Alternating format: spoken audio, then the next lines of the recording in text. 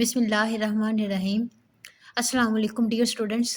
उम्मीद करते हैं आप सब खैर आफियत से होंगे। जी स्टूडेंट्स, हमारी जो डिस्कशन है वो calculus with analytical geometry by S M Yusuf पर जारी है, जिसमें आज हम चैप्टर नंबर 8 की एक्सरसाइज 8.10 को स्टार्ट करेंगे।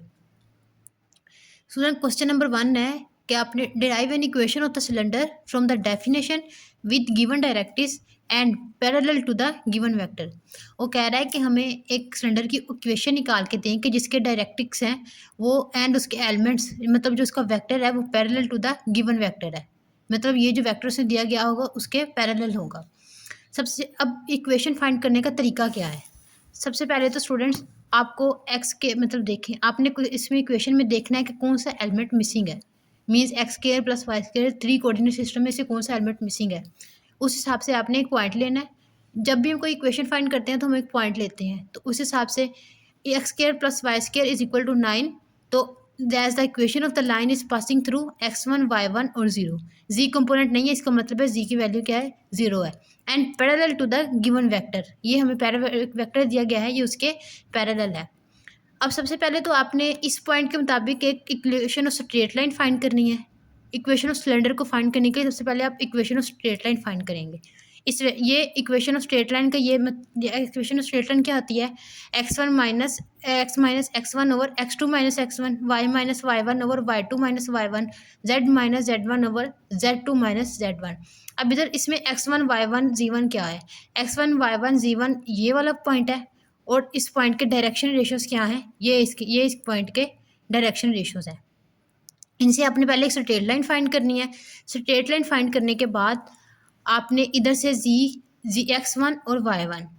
अब आप स्टूडेंट गौर करें, ये वाला जो पॉइंट है ये इस पॉइंट में से ये वाली इक्वेशन पास कर रही है। Line is passing through x1 y1 and 0, तो फिर ये क्या करेगा, इसी लाइन की इक्वेशन को सेटिस्फाई भी करेगा, ऑब्वियसली बात है। इधर से स्टूडेंट्स आपने x1 और y1 की वैल्यू निकालनी है। ये देखें, as p x1 y1 lies on the given line, so it will satisfy its equation. x1 का स्क्वायर प्लस y1 का स्क्वायर इज इक्वल टू 9 आ जाएगा। अब हमने इक्वेशन ऑफ लाइन फाइंड करने के लिए हमें क्या चाहिए, एक तो हमें x1 चाहिए, दूसरा हमें y1 चाहिए। ये x1 की वैल्यू हमने इक्वेशन ऑफ स्ट्रेट लाइन से ये निकाल लिया है, और इधर से y1 की वैल्यू हमने इक्वेशन ऑफ स्ट्रेट लाइन से ये निकाल लिया है। इन दोनों वैल्यूज़ को इस इक्वेशन में पुट करेंगे तो आपका ये वाली इक्वेशन ऑफ सिलेंडर आ जाएगी। ये हमारी रिक्वायर्ड इक्वेशन ऑफ सिलेंडर है। आगे क्वेश्चन नंबर 2 भी बिल्कुल सेम ऐसे ही है। आपने एक पॉइंट लेना है। अब इसमें देखें, x plus Z is equal to 4, इसमें y कंपोनेंट 0 है।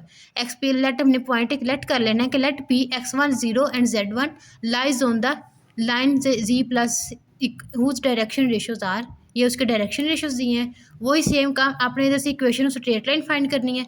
Equation of straight line find करके ये वैल्यूज, ये जो पॉइंट है ये इस लाइन में पुट करके z1 और उसकी x1 की वैल्यू निकाल के आपने इसमें पुट करनी है, आपके पास इक्वेशन ऑफ स्ट्रेट लाइन आ जाएगी। क्वेश्चन नंबर 3 में वो कहता है कि G square over 4 plus Y square over 9 is equal to 1।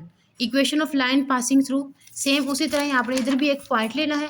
एक पॉइंट लेने के बाद ये हमारे पास इसका पॉइंट आ जाएगा p 0 y1 z1 and parallel to the ये गिवन वेक्टर।